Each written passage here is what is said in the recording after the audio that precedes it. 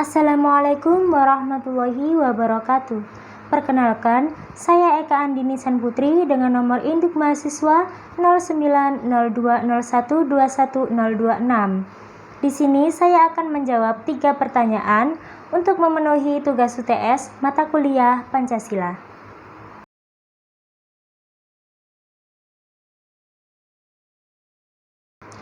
Untuk pertanyaan yang pertama adalah, ceritakan momen di Indonesia yang menggambarkan tentang krisisnya nilai Pancasila pada zaman pemerintahan Orde Lama dan Orde Baru.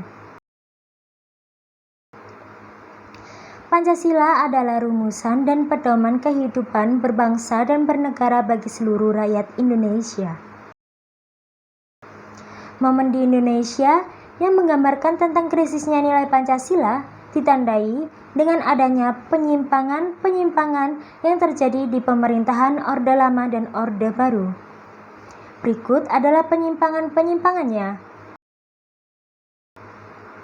Yang pertama, penyimpangan masa Orde Lama. Orde Lama dalam sejarah politik di Indonesia merujuk kepada masa pemerintahan Presiden Soekarno. Yang pertama, perubahan ideologi. Penyimpangan ini terjadi dengan mengganti Pancasila menjadi Nasakom, yang merupakan akronim dari nasionalisme, agama, dan komunisme, yang dikeluarkan oleh Presiden Soekarno pada saat itu. Kelompok utama tersebut adalah nasionalisme dari PNI, agama dari NU, dan komunisme dari PKI.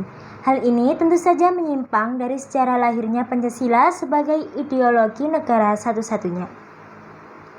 Kemudian yang kedua adalah perubahan bentuk negara.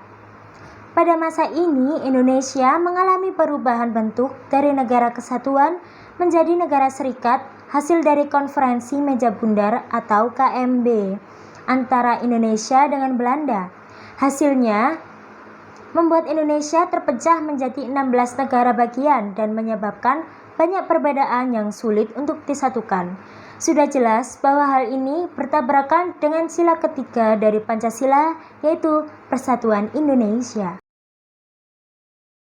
Penyimpangan yang kedua adalah penyimpangan masa Orde Baru. Orde Baru adalah sebutan bagi masa pemerintahan Presiden Soeharto di Indonesia.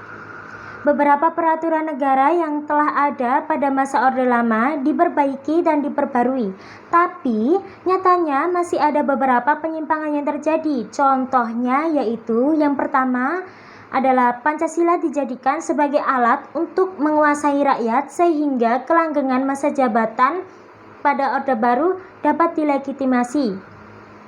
Kemudian yang kedua, nilai-nilai Pancasila menjadi kabur karena banyak praktek yang menyimpang sehingga siapapun yang menentang kebijakan tersebut dianggap juga menentang Pancasila.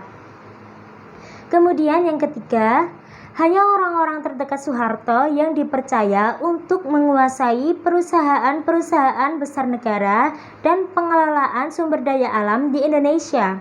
Hal ini tidak adil hingga dianggap menjadi penyimpangan dari sila kelima Pancasila. Gambaran ini saya ambil dari sumber tertulis berbentuk jurnal yang ditulis oleh Devita Retno di dalam blogspot sejarahlengkap.com. Untuk pertanyaan yang kedua adalah, jelaskan fenomena demokrasi yang berkaitan dengan Islam di Indonesia. Dapat kita ketahui bahwa agama adalah hal yang hanya berurusan dengan Tuhan dan politik adalah urusan sesama manusia.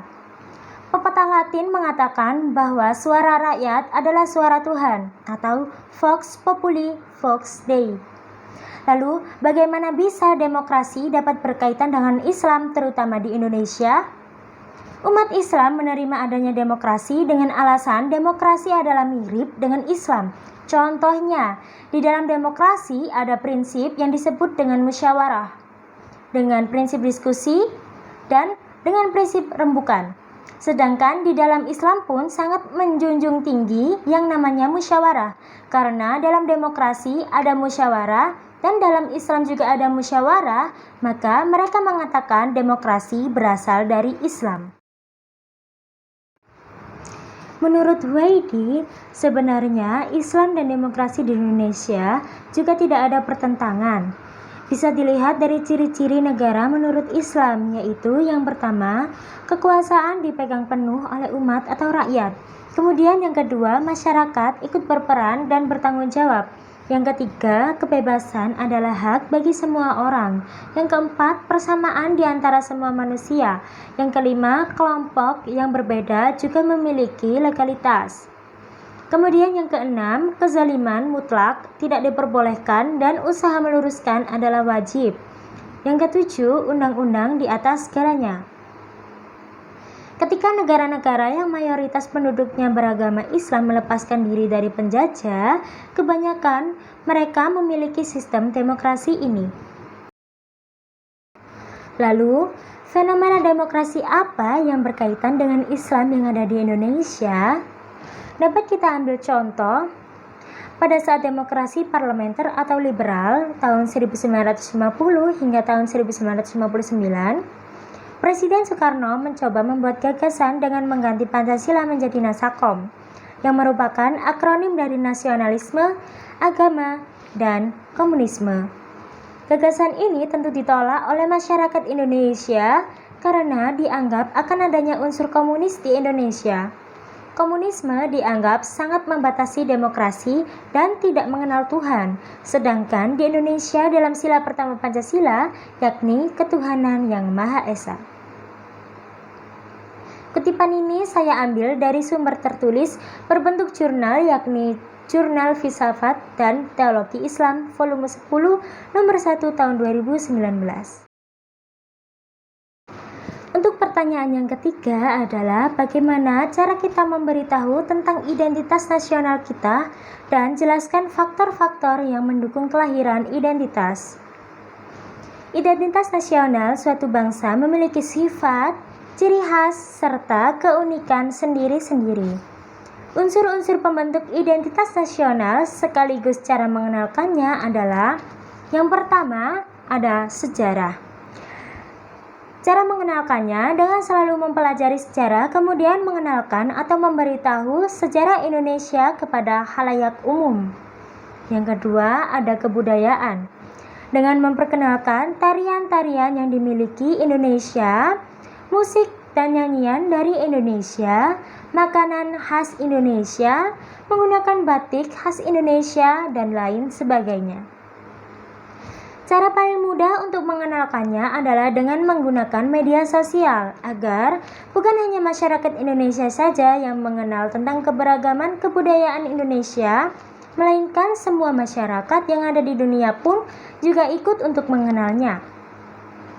Yang ketiga adalah suku bangsa. Selain kebudayaannya yang beragam, Indonesia juga memiliki banyak suku bangsa.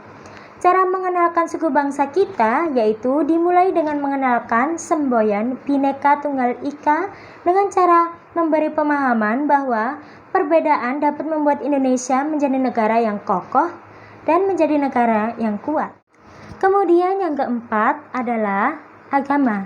Indonesia memiliki 6 agama resmi. Cara paling mudah untuk mengenalkannya yaitu dengan menjaga sikap toleransi dan menghormati perbedaan keyakinan satu sama lain.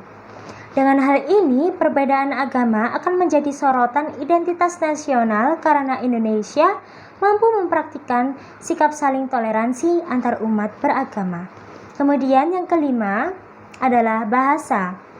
Indonesia memiliki banyak sekali ragam bahasa di setiap daerahnya. Tapi bahasa paling utama untuk diperkenalkan adalah bahasa Indonesia.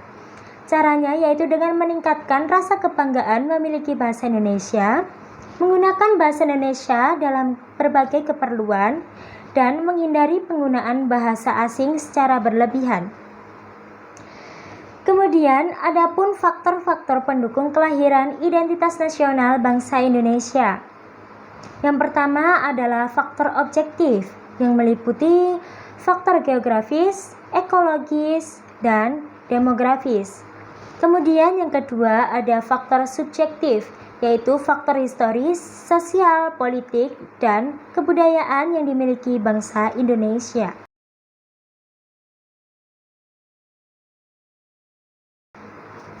Sekian dari apa yang bisa saya jelaskan. Mohon maaf apabila ada kesalahan saya dalam menjawabnya. Wassalamualaikum warahmatullahi wabarakatuh.